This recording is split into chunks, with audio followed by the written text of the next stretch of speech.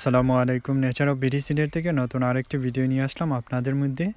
আজকে আমার ভিডিওর মধ্যে দেখাবো কিভাবে 2 মাসে আমরা শিমের গাছে শিমের ফলাফলটা পাওয়া যাবে, সেই ভিডিওটি আজকে আপনাদের মধ্যে নিয়ে আসলাম। তো পুরো ভিডিওটা দেখবেন আর আমার বাগানটা দেখবেন, সাথে থাকুন বন্ধুরা। আর আমি কিভাবে এই শিমের বাগানটি তৈরি করেছি সেটা আপনাদের সাথে শেয়ার করছি। আমি প্রথমে বাজার থেকে ভালো ধরনের 60 দিনে যেগুলা 2 মাসে যেগুলা শিম গাছে ধরে সেই ধরনের বীজ এনেছিলাম। তো প্রথমে যে জায়গাটার মধ্যে আমি বীজ লাগিয়েছি সেই জায়গাটা জৈব সার ব্যবহার করেছি নিচের মধ্যে। এগুলা আসলে 2 মাসেই এই শিমগুলা ধরে, অন্যান্য শিমগুলা একটু দেরিতে ধরে, কিন্তু এই শিমগুলা 2 মাসে এবং গাছগুলা বেশি লত মেলেও না, অল্প দিনেই এই শিমগুলা ধরে এবং গাছে প্রচুর শিম ধরে, যার ফলাফলটা আপনারা ভিডিওর মধ্যে দেখে বুঝতে পারছেন যে অনেকগুলা শিমের ফুল ধরেছে গাছের মধ্যে আর শিমও ধরতে শুরু করেছে। তো আপনারা ভালো ধরনের বীজ লাগাবেন। বীজ লাগানোর পর মাচা তৈরি করবেন। প্রথমে বাঁশের দিয়ে লত মেলার জন্য কুটি দিবেন। লতগুলো যখন উপরের দিকে উঠতে থাকবে তখন মাচা তৈরি করবেন। গাছ ওঠার পর আপনারা নিয়মিত পানি দিবেন।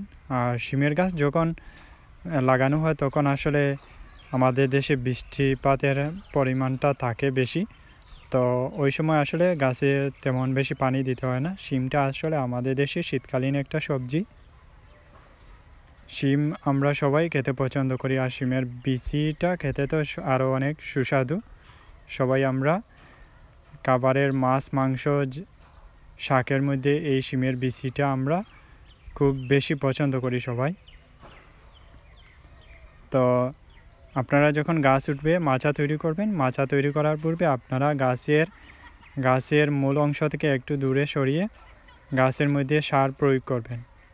কোন ধরনের সার প্রয়োগ করবেন এবং কতটুকু সার প্রয়োগ করবেন সেটা আপনাদেরকে বলছি।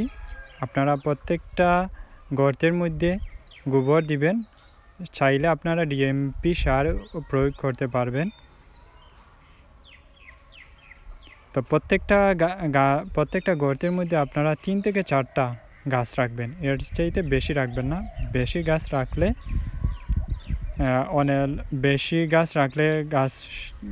অন্যান্য গাছগুলো বাড়তে সমস্যা হয় এবং সবগুলো গাছ একত্রে হয়ে যায়, ফলাফলটা কম পাওয়া যায়।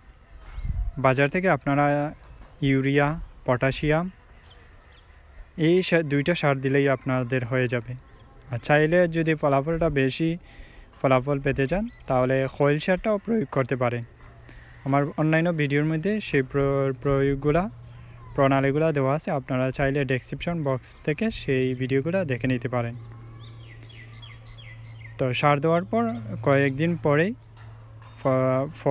ফুল আসতে শুরু করবে।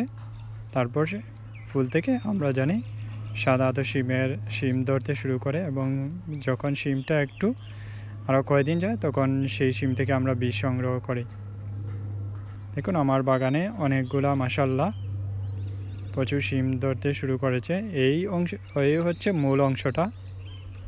দেখেন মূল অংশ থেকে যখন লত উঠতে শুরু করেছে তখনই ফুল ধরা শুরু করছে। এগুলো আসলে তেমন জায়গার বেশি প্রয়োজন হয় না। আপনারা বাসার ছাদে টবে শিম লাগাতে পারেন। আশা করছি আমার ভিডিও থেকে আপনারা উপকৃত হতে পারবেন।